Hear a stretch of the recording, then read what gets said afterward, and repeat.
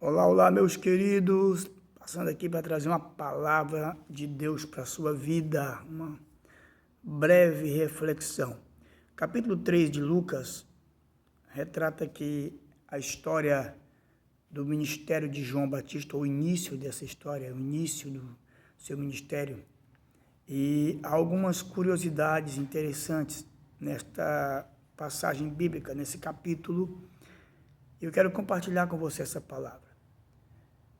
O versículo 1 e o versículo 2 diz que no 15º ano do reinado de Tibério César, então quando Tibério era o César, era o rei, Pôncio Pilatos, governador da Judéia, Herodes, tetrarca da Galileia, o irmão de Herodes, Filipe, tetrarca da região da Itureia e de Traconites, e Lisânias, que também era tetrarca na região de Abilene.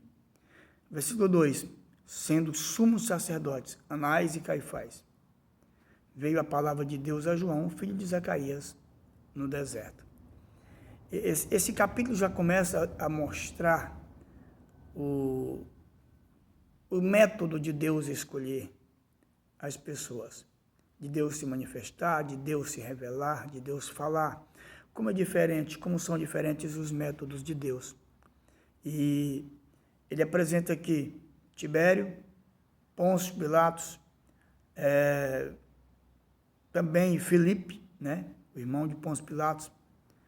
Ele também fala de Lisânias, fala de Anás, de Caifás, pessoas importantes, pessoas que estavam em lugares estratégicos, em cargos importantes, em posições elevadas.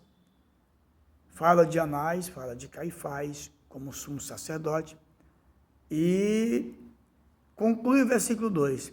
A palavra de Deus, ela foi para João. E quem era João? João era o filho de Zacarias. Impressionante como o relato bíblico, neste relato bíblico, Deus deixa bem claro que ele não precisa da grandeza humana. O versículo 1 trata a respeito disso. Ele mostra os homens e a sua grandeza, começando também no versículo 2, quando apresenta Anás e Caifás. Ele apresenta a grandeza dos homens, a glória dos homens.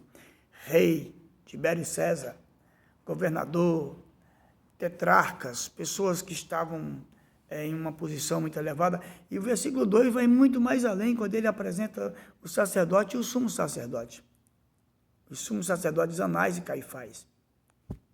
E ele diz assim, mas a palavra de Deus, ela foi para João, o filho de Zacarias.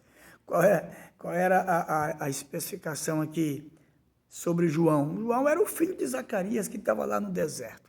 Ele não estava nos palácios, ele estava no deserto. Ele não era rei, ele não era governador, não era tetrarca, não era sumo sacerdote. Ele era apenas o filho de Zacarias, e Deus dá a palavra a João. E a Bíblia diz que ele percorreu toda a região circunvizinha ao Jordão, pregando o batismo de arrependimento, dizendo para as pessoas se arrependam dos seus pecados. E é interessante que ele começa a dizer para as pessoas que elas deviam apresentar frutos dignos de arrependimento. A mensagem de João era muito dura. Versículo 7, ele dizia às multidões que saíam para serem batizadas, raça de víboras, quem vos induziu, quem ensinou vocês a fugirem da ira futura? Ou seja, a pregação do arrependimento, ela já chega dizendo para os homens, não adianta você tentar fugir do confronto, não adianta você tentar fugir dessa realidade. Você terá que dar conta dos seus erros. Você terá que dar conta dos seus pecados, das suas escolhas. E ele diz assim, não adianta, vocês não podem fugir.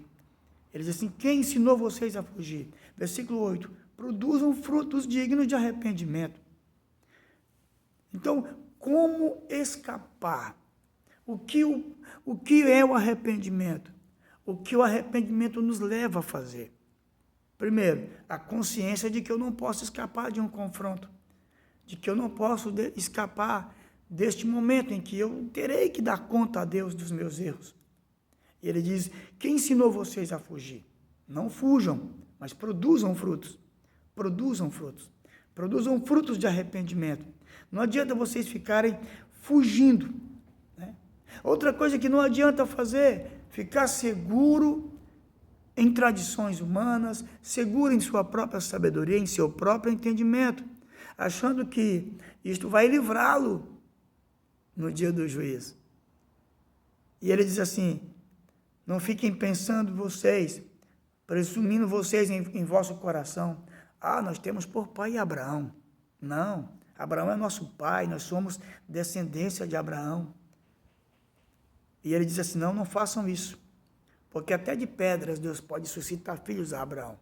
Então o arrependimento, ele vem dizendo para a gente, não adianta vocês fugirem, não adianta vocês taparem o sol com a peneira, vocês têm que enfrentar a verdade, enfrentar a realidade, mudar de vida, ter uma mudança radical na vida de vocês, mudar de vida e procurar, sim, arrepender dos seus pecados. Não ficar seguro na sua própria sabedoria, no seu próprio entendimento. E a passagem interessante é quando vem 3 grupos de pessoas a João.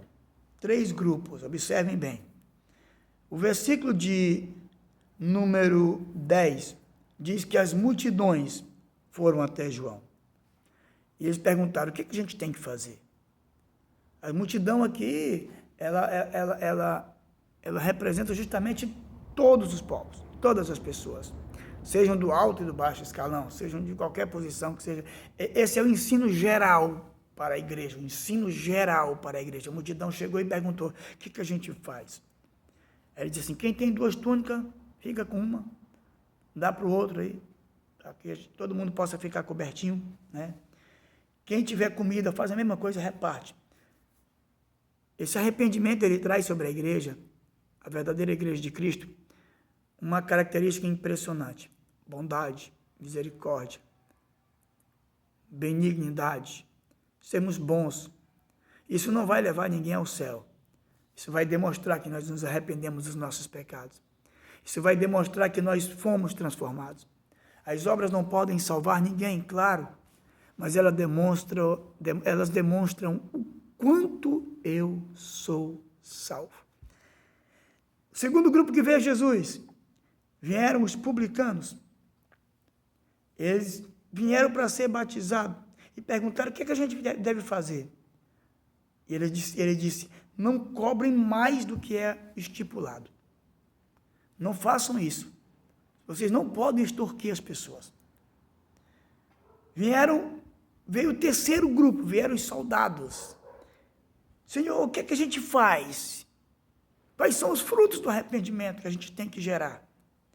E João disse, não maltratem ninguém, não deem falsa denúncia contra as pessoas e contentem-se com o salário de vocês.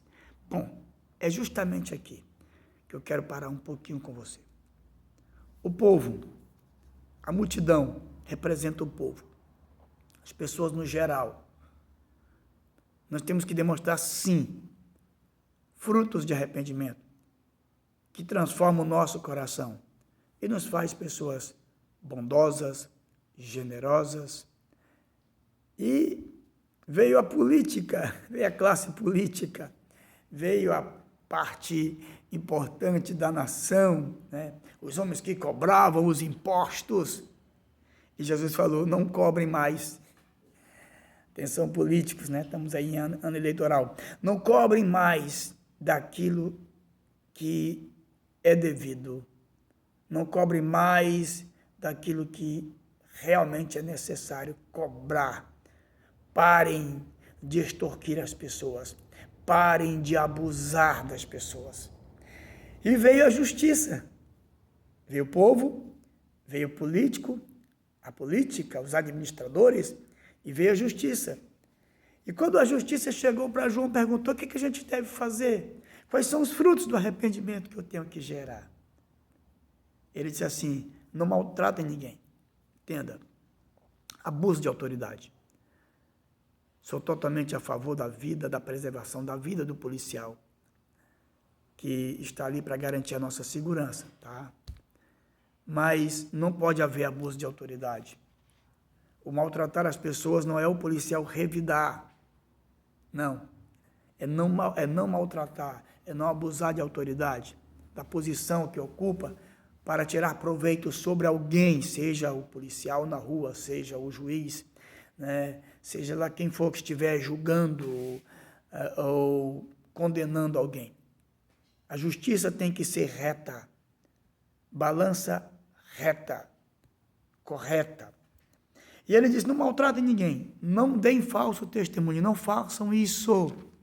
Isso nos remete aos mandamentos. Não podemos dar falso testemunho, de jeito nenhum. Não acusar as pessoas indevidamente, fazendo-as pagar por algo que não fez. E, por fim, contentem-se com o salário de vocês. O não extorquir para tirar proveito próprio. Não. Quantas pessoas que têm cargos importantes, que são autoridades na nação, por exemplo, fazem isso. Usam do abuso de autoridade para extorquir as pessoas, às vezes até acusando as pessoas de algo que ela não fez, para que sejam obrigadas a lhes dar propina. Veja bem, frutos dignos de arrependimento. Mudem de vida. Sejam transformados. Não adianta querer fugir. Um dia você terá que dar conta de tudo diante de Deus. Produza fruto digno de arrependimento hoje e viva em paz com Deus. Forte abraço e que Deus abençoe a sua vida.